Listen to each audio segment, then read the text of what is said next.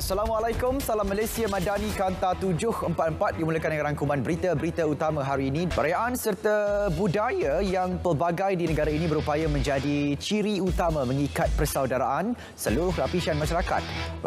Malah peranan yang dimainkan setiap lapisan masyarakat dapat memastikan nilai kepelbagaian terus utuh dengan kasih sayang. Masyarakat turut disaran menyemarakkan cahaya dan nilai murni Aidilfitri sepanjang Syawal yang sedang diraih.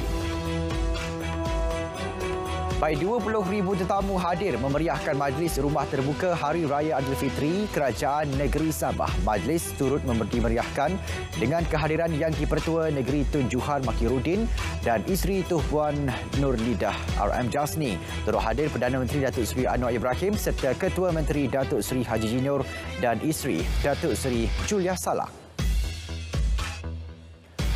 Baik, aliran trafik di Lebuh Raya menghala ke Ibu Negara mula sesak. Untuk gambaran lebih jelas, kita ke Lembaga Lebuh Raya Malaysia bersama Audi Matnor. Audi? Silakan Audi.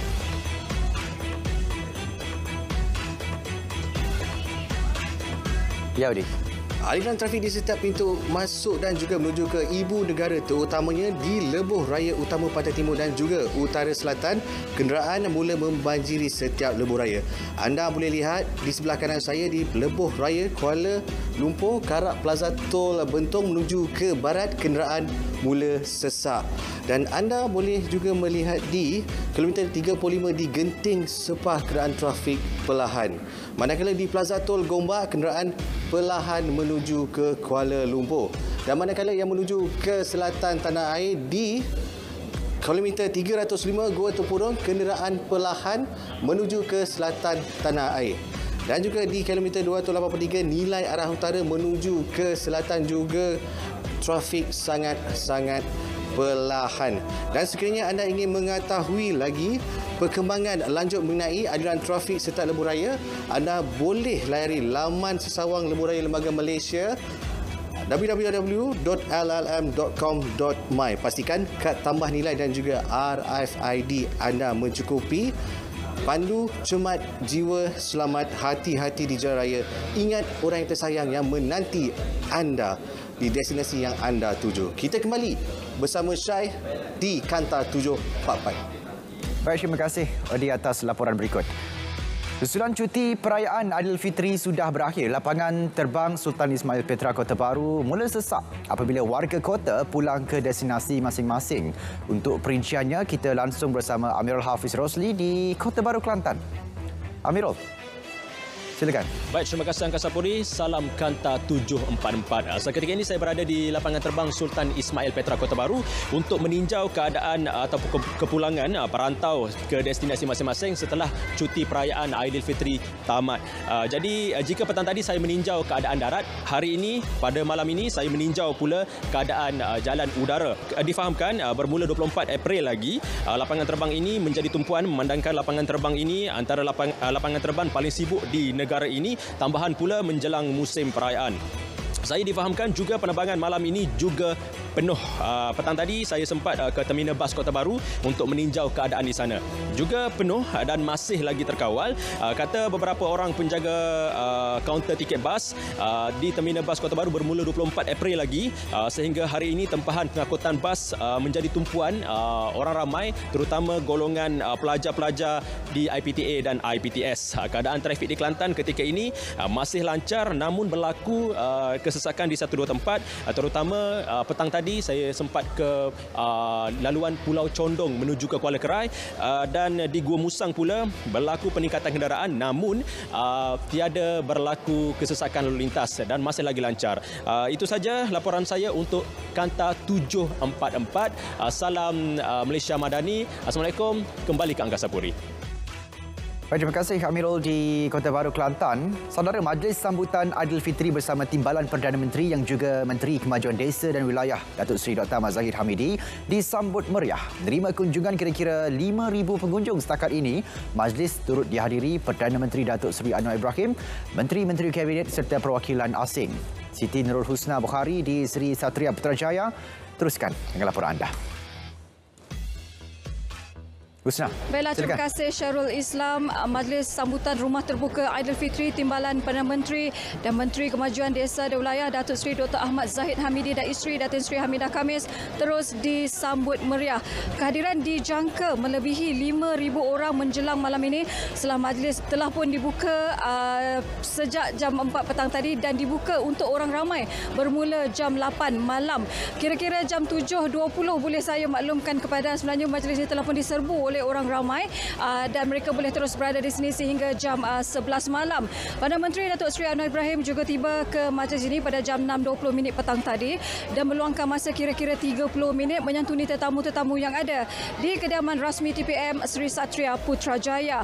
Majlis sambutan Aidilfitri ini disambut penuh meriah bermula jam 4 petang tadi dengan kehadiran menteri-menteri kabinet, timbalan-timbalan menteri, perwakilan asing, ketua-ketua kementerian dan ramai lagi jemputan. Timbalan Perdana Menteri Datuk Seri Dr. Ahmad Zahid dalam temu bual bersama RTM petang tadi juga menyebut bahawa majlis ini bertujuan meningkatkan rasa keharmonian dalam mengeratkan hubungan masyarakat berbilang kaum di negara ini. Turut kelihatan Menteri Komunikasi dan Digital Ahmad Fahmi Muhammad Fazil, Menteri Pendidikan Tinggi Datuk Seri Muhammad Khalid Nordin, Menteri Luar Negeri Datuk Seri Zamri Abdul Kadir dan Timbalan Menteri Kewangan Datuk Seri Ahmad Mazlan.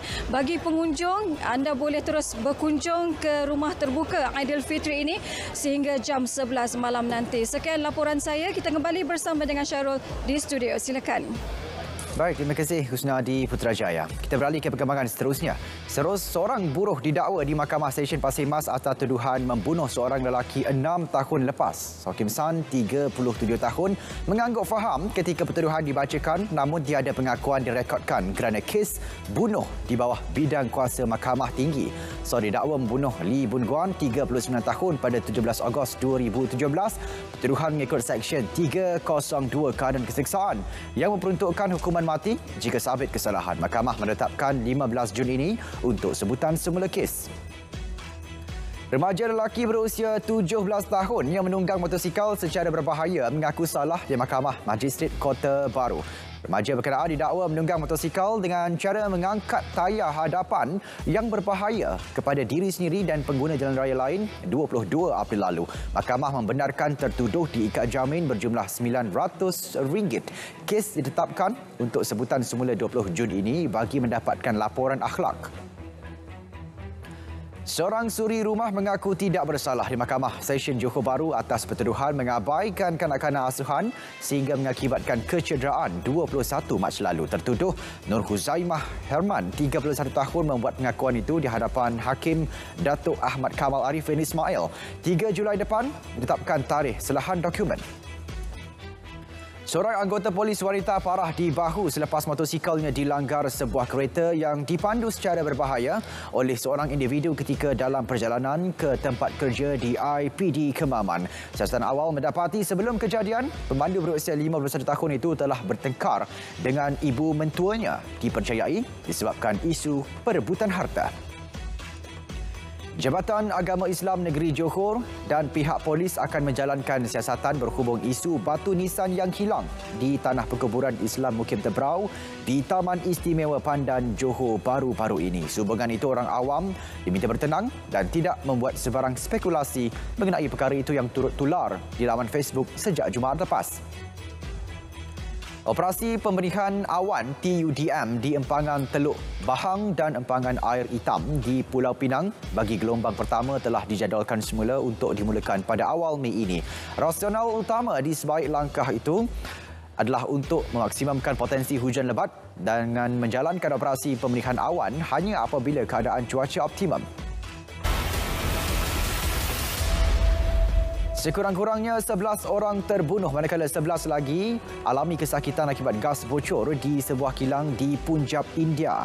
Kejadian berlaku di Ludhiana, kira-kira 320 km dari New Delhi di kilang produk Tenusu.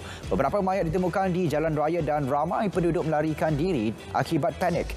Punca kebocoran dan jenis gas masih belum dapat dipastikan. Pertempuran di Sudan kini memasuki minggu ketiga. Lebih 500 orang dilaporkan terbunuh. Beberapa gencatan senjata telah dipersetujui namun tidak dihormati. 5 juta penduduk terkurung di rumah tanpa makanan, air dan elektrik. Warga asing terus meninggalkan negara itu menggunakan kapal tentera di pelabuhan Sudan. Setiausaha Agung PBB memberi amaran bahawa negara itu kini ke arah kehancuran.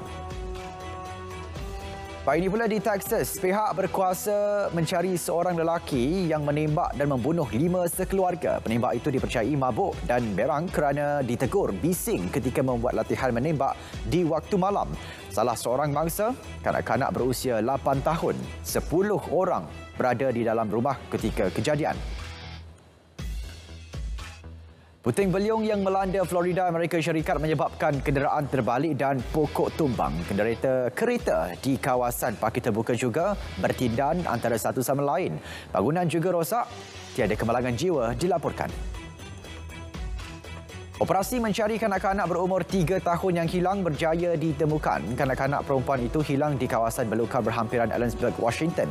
Sebuah keluarga di kawasan Upton, beberapa kilometer di barat daya Ellensburg melaporkan kehilangan anak mereka saat penemuan kanak-kanak tersebut berjaya dirakam.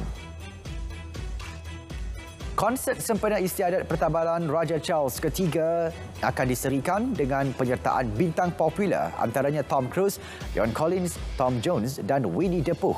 Bintang pop Amerika, Katy Perry dan Lionel Richie akan mengetuai sambutan itu yang juga bakal menampilkan persembahan beberapa bintang popular lain. Konsert itu bakal berlangsung pada 7 Mei di pekarangan Istana Windsor dan akan disiarkan di seluruh platform televisyen, radio dan penerimaan BBC. Bursa Malaysia serta anak syarikatnya akan ditutup esok dan 4 Mei ini sempena cuti umum, Hari Pekerja dan Hari Wesak. Sementara itu, ringgit diramal didagangkan dalam persekitaran tidak menentu menjelang mesyuarat Jawatankuasa Dasar Monetari MPC Bank Negara Malaysia mengenai kadar dasar semalaman OPR pada 2 hingga 3 Mei ini.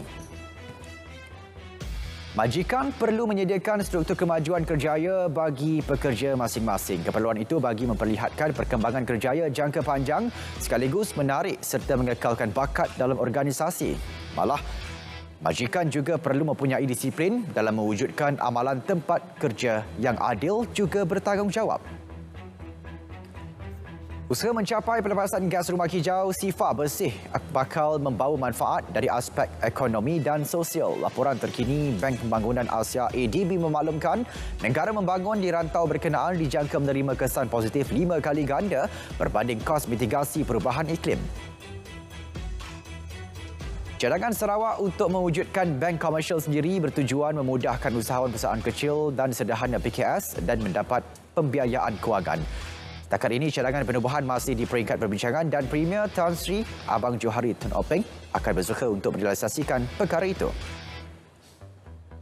Saudara, paparan itu mengakhiri Kanta 744. Menyusul selepas ini berita perdana bersama Andy Reza Rohadian dan Hazel Desmond untuk paparan lebih komprehensif. Saya Syarul Islam. Assalamualaikum. Salam Malaysia Madani.